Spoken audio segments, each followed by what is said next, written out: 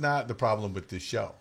Lighting's everything. That's not the reason people don't watch this show. The lights, all the fuzzies, it's all screwed up.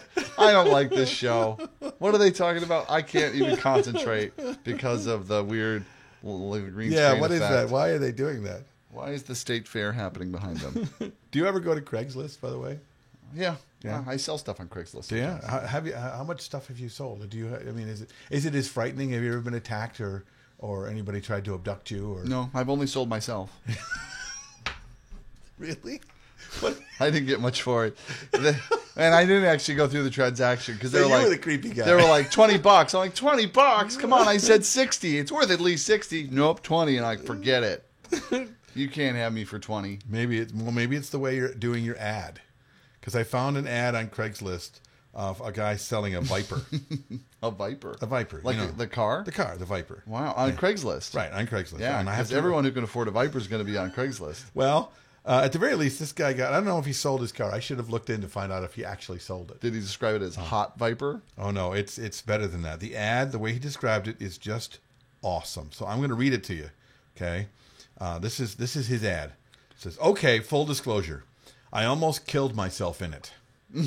It is a very powerful, extremely, extremely fast vehicle. Former valet says. I've driven Ferraris that don't feel as crazy as this thing, and I'm frankly afraid of it now.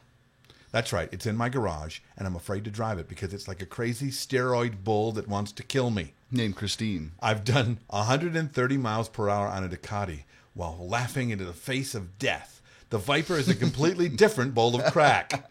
The engine sounds like 40 pit bulls eating kittens while lifting weights. Wow. I cannot truly explain its power. It has whiplash acceleration in third gear at 50 miles per hour. That sentence doesn't even make sense, but it's true. That's why I'm telling you. It's terrifying. I will not have your soul on my conscience. You need to know what you're getting into. What insane level of crazy are you buying? Can you resist the urge to mash down the accelerator? Can you? Because it's like owning your own demon, a demon that wants to kill you. We all know one person that for the right amount of money would kill you. But since no one is paying, they smile in your face and go about their day. It's like that, except Viper doesn't bother to ever pretend it doesn't want to kill you. And it will do it for free. Some brilliant engineer designed a sexy, beautiful, bulging body, fantastic suspension, great handling, aerodynamics, and all-American style. Are we still talking about a car? Yes. While he was on his lunch break, some demented maniac dropped 100 times more engine power than necessary into it and sent it out the door. It's mentally unbalanced. Look. The car or him? If you are the type of person that can be talked into having one more drink at midnight when you're a very important presentation or interview early the next morning, then the Viper's not for you. The whole car is constantly whispering sweet lies to you. You got this. Open me up and ride for free. Ride free. You got this. What are you, a Just do it. Do it. You got this. Do not do it. You don't got this. You're, in fact, a pussy.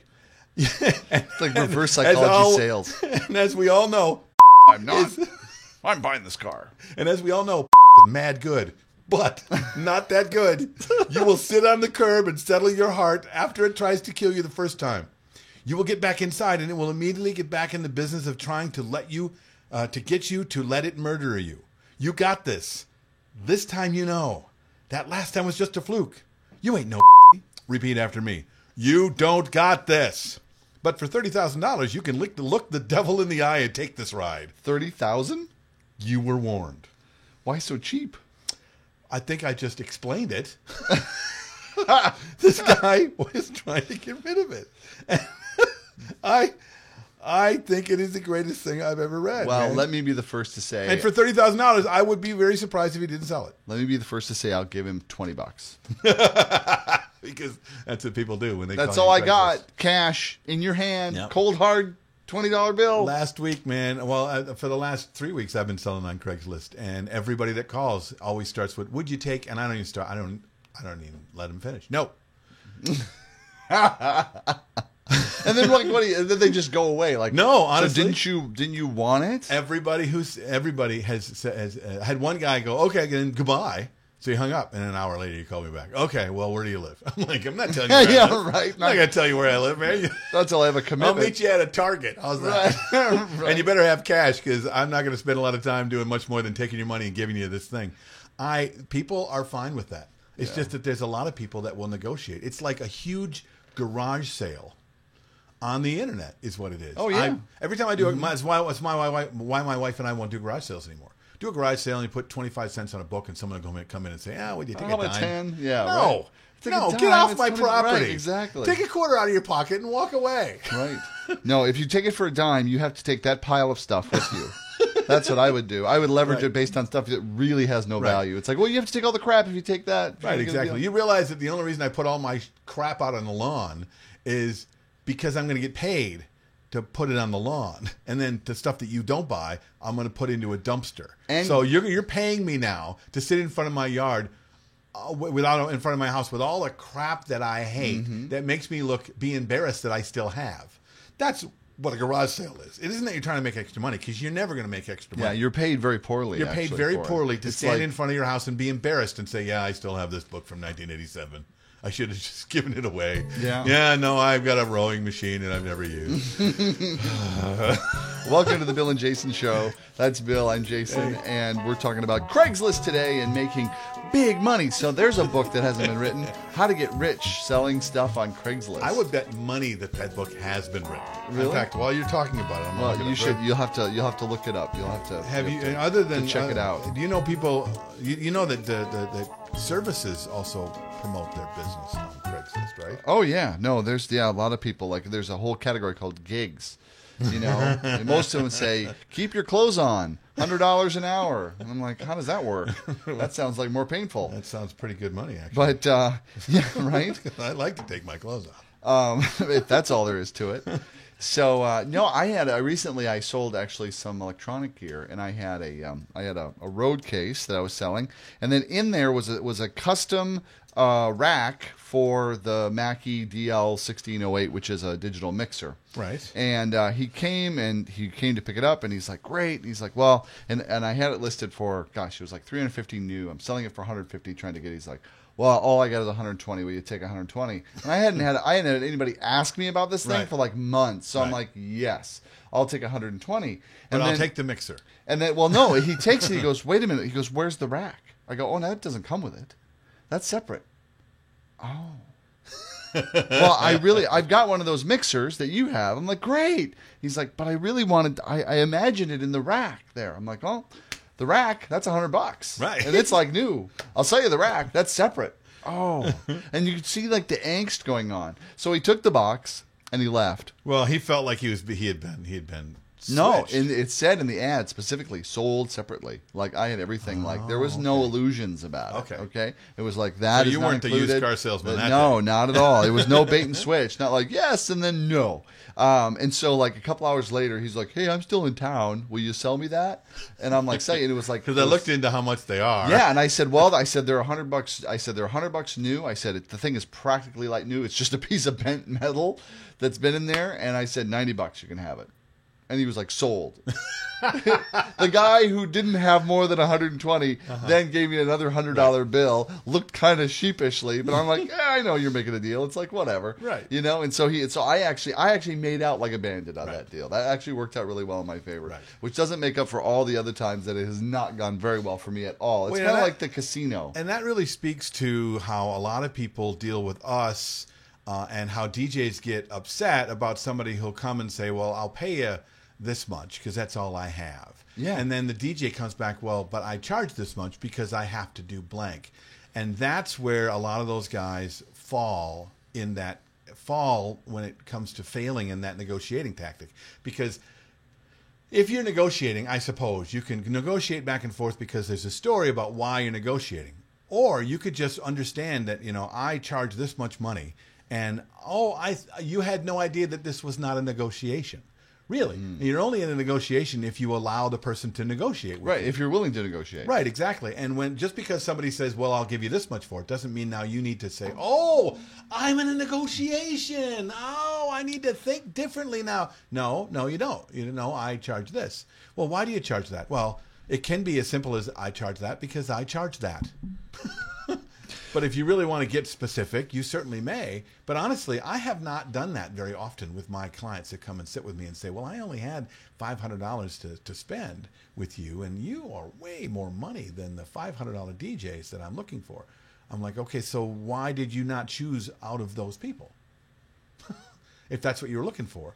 Because they knew beyond. coming into the conversation what you charged. Well, some do and some don't. Yeah. You know, most people don't know what I charge, but they do know that I'm going to be more expensive than the people they talk to. Right. Or should expect that. I don't think I've ever sat across from somebody who thought that I charge what a $500 to $1,000 DJ pays. I don't think that's ever happened except for maybe early in my career when I was starting to raise my prices and to recreate and reinvent who I am and what I do. Beyond that, no, they always know that they're going to hear a higher price. They hardly ever know that it's going to be as high as it is. But I don't spend a lot of time explaining why. I mean, they can see why after we've talked. Well, why is like even in coaching, we avoid the word why because it's like then you just get into reasons and justifications. Right. And if they don't match, then it's kind of pointless. Right. I think it really comes down to oftentimes the big mistake that gets made is like what you're negotiating.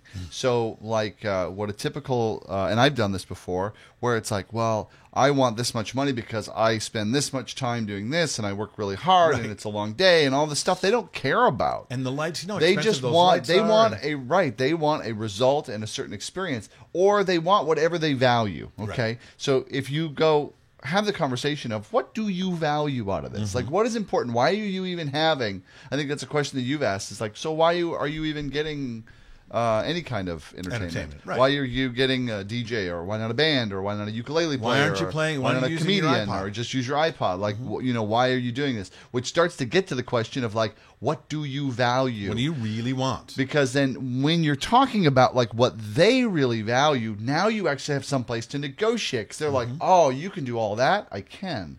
How bad do you want it? It costs this. Oh, and if they want it really bad, well, they're going to find the money and they'll pay for it. Right. If they don't really want it that badly, they didn't really value it that much, and they weren't your customer. Right, exactly. And there's a lot of DJs look at it a certain way because they see how hard they work. You know, so they still see what they do as a job that they do hourly. That's hard to do. Well, that's an employee mentality. Their bosses would pay them extra to come in early and to set up early and all that stuff. And of course they would see it that way because they see how hard they work.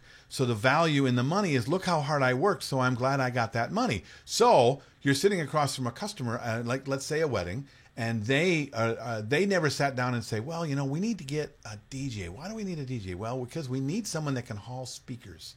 We need someone who can show up early and work hard. We need someone who can work really hard. We need someone who has enough music, who can really pay attention and really understand.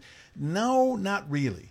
Really, those things we do to be able to deliver the thing we're actually selling, which is a great party, or a happy day, or whatever that is. Oh, wait a minute, though. The only people who actually put together job descriptions for DJs that I've ever seen are on Craigslist. Right. Ironically. Right. Or not so ironically. Well, but even those people are usually other DJs looking for people to work for them, or a customer who's been talking to enough DJs who sell themselves a certain way. So they say, well, if I need to find a DJ, I need to tell them exactly what they think that they're giving me.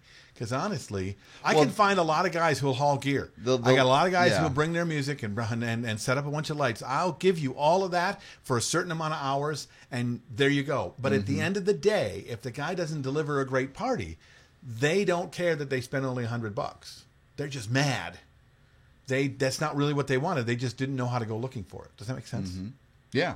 So it's like, and the thing is, this isn't bad on anybody, especially if you, I mean, we've all been there because 99% of us are trained to be employees. Right. We're not trained to think like, and what is it that you were describing is thinking like an employee, which again, don't go into this, what's good or bad about this, right? Just really look at, this is a certain mindset. And the mindset is, I get paid to fulfill tasks. I get paid to work hard or have the appearance of working hard, whatever that is.